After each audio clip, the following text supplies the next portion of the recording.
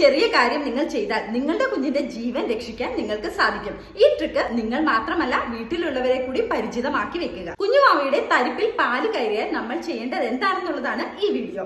കുഞ്ഞുവാവ പാല് വലിച്ചു കുടിക്കുന്നതും അതുപോലെ ശ്വാസം എടുക്കുന്നതും ഒരു റിത്തമിക് ആക്ടിവിറ്റിയാണ്. ഈ റിത്തമിക് ആക്ടിവിറ്റീസിന് എന്തെങ്കിലും ഒരു പ്രശ്നം പറ്റുമ്പോഴാണ് കുഞ്ഞിന്റെ തരിപ്പിൽ പാല് കയറി പോകുന്നത്.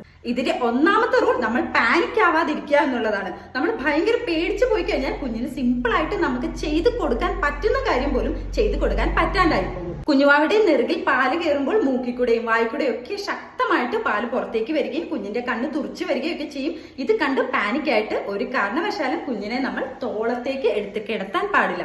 കാരണം ഇങ്ങനെ ചെയ്താൽ കൂടുതൽ പാല് കുഞ്ഞിന്റെ ലങ്സിലേക്ക് പോവുകയും അപകടം സംഭവിക്കുകയും ചെയ്യും.